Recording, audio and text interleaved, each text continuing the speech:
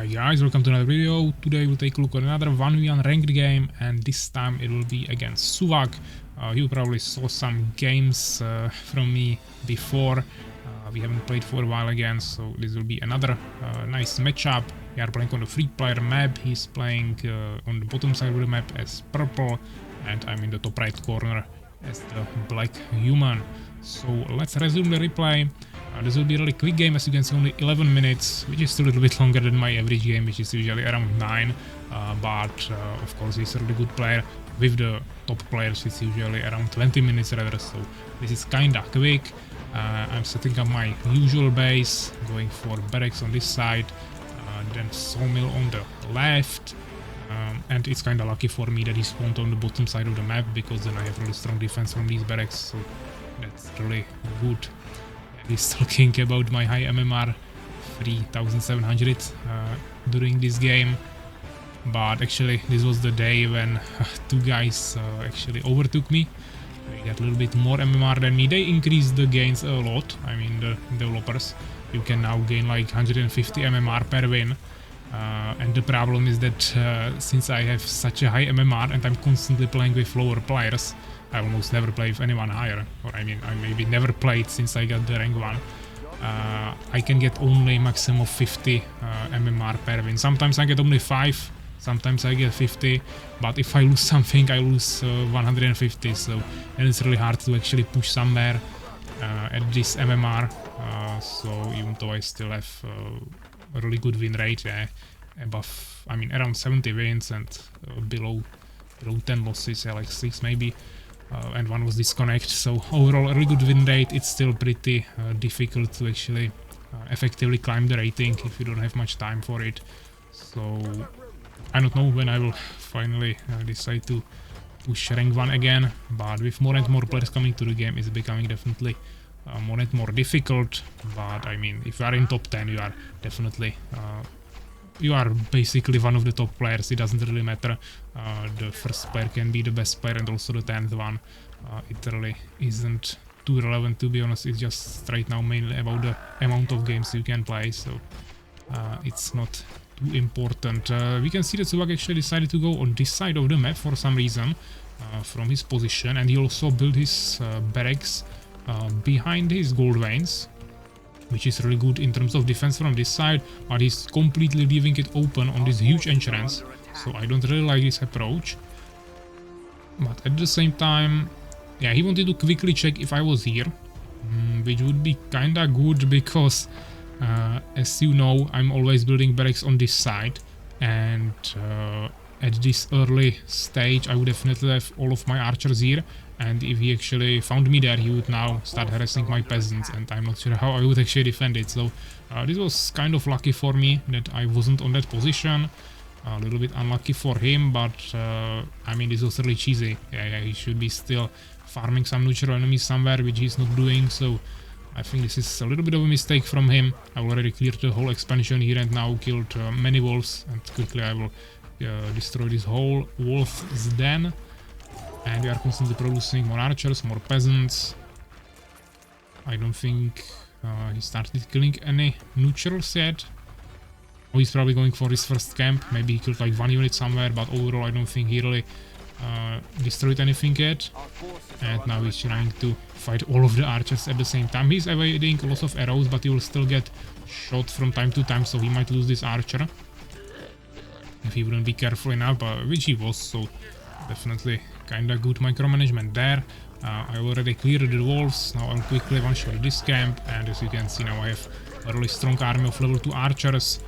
We cleared 3 camps, and I'm immediately going to check this base as well, which means we will both know where the enemy is, but we haven't seen each other yet. Night is starting, so I'm setting up my smithy.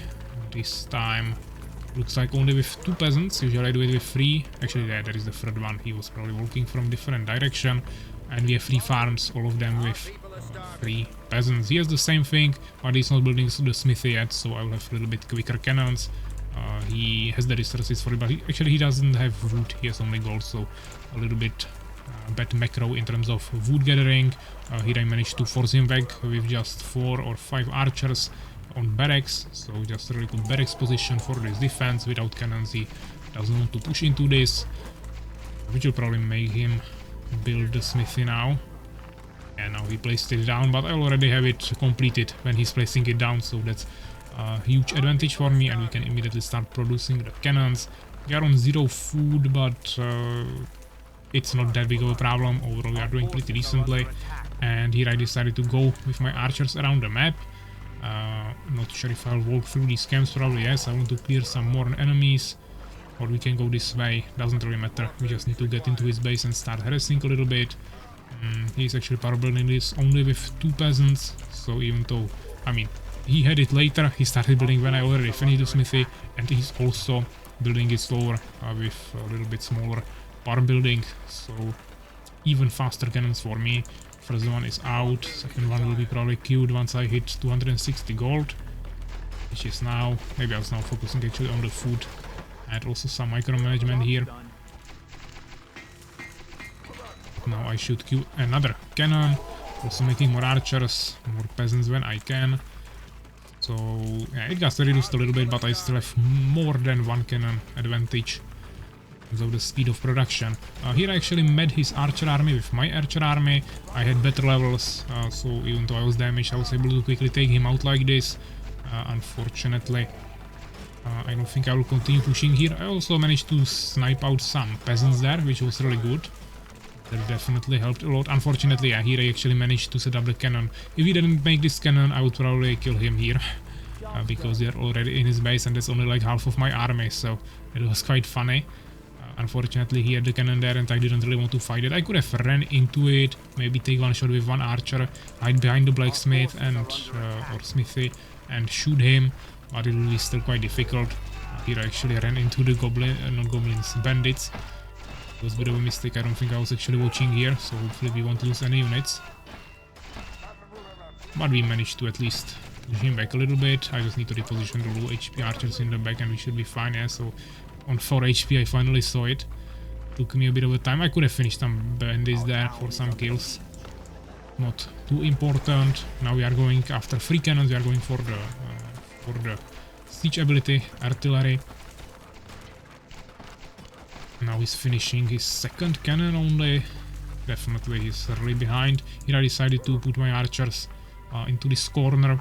He will eventually find me here, but it might take him some time, so I just thought that that would be an interesting strategy. Research complete. Artillery is finished. 3 cannons, 4th one is being produced. More archers, more peasants. We are regrouping our whole army, taking all of it, and we are immediately going for a push. Here I just knew that this position is disadvantageous because of this place from where he can harass my peasants with cannons, so I knew that the only way for me to win this, because if I wait too long and he actually gathers his army here, he will just set up some cannons on this bridge and then I can only fight back with artillery and it will be really awkward because he can get expansion, he can make more cannons and eventually just overpush me. So I knew that my only strategy is to be really aggressive and just push behind this place. Then we can either fight somewhere, wherever, or I can just get into his base and start sieging him down, which will be the case here. Here he started looking for me. As you can see, it's definitely taking him some time. I also took one scout just to be sure that he doesn't rush me from behind. I think I will maybe even move him a little bit more in the front later, we'll see. Here I finished this camp, which I think he started. And yeah, here he managed to find me, but I did some nice damage, 200 damage to this cannon, so once we get into his base, this will definitely help a lot. You can't heal cannons, so that's really good. Just one artillery shot to this cannon and he is dead. And he has only 2 more cannons outside of that, now going for the artillery ability, so we are definitely way ahead. Still sending more and more units there. Here he tried to take one scout level 2, so he can take my archer out probably. The question is if it's also just a scout or if he actually wants to get into my base or whatever. Here we scouted his cannon, so strategy, go below the barracks because he can't shoot directly below it. And we just take the cannon slowly out. I actually didn't even destroy it here, that was a bit of a mistake. But I needed to take care of also these archers who are trying to destroy my cannons. There are also lots of wolves running from these walls, then it's really annoying when we are pushing here. Fortunately, we are doing some really nice damage to the smithy, so he just has to somehow react, at least with repair, yeah, because otherwise he will just lose his production building of cannons, and then it's definitely GG. He's also kinda limited by the position of this cannon on the barracks, and yeah, we just have way more siege power, also probably more archers, not sure, I would say a similar amount, but I have probably better levels there. And yeah, looks like this archer was just a scout as well. He's here actually building a guard tower, kinda interesting. I was expecting some more split push, unfortunately, and now the bandits are pushing me from the back. A really difficult situation, so we have to somehow fight them back. I can't kill them with this army, kill the bandits, so my only option would be to somehow snipe them out with the artillery mode, but I would just kill my own units, so instead I just decided to push more forward. Here we cleared his whole area of the gold mines, and now we just got into his base. He's still not surviving, probably just thinking that he can somehow hold it with these barracks. He still has some defense there, yeah, but overall we just cleared his whole base. Now we have to quickly take out all the peasants. He's still shooting back with one cannon, artillery mode, but overall we have like 6 of them there, so it should be much easier. Now we one-shot the last cannon, and this was the last drop for him to surrender here.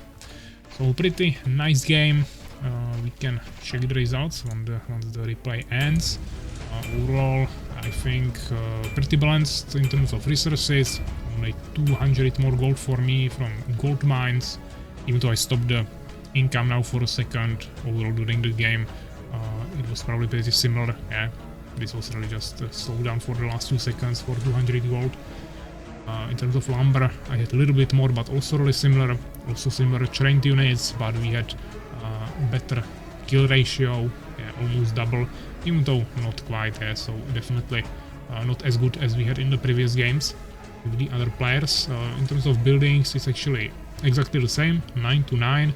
I think we both have only one barracks and one smithy, one expansion, and then the rest of it was just farms, with just the same base. I had definitely way more neutral kills there because we cleared more camps. He was wasting some time in the beginning, and also probably during the night I maybe killed more units.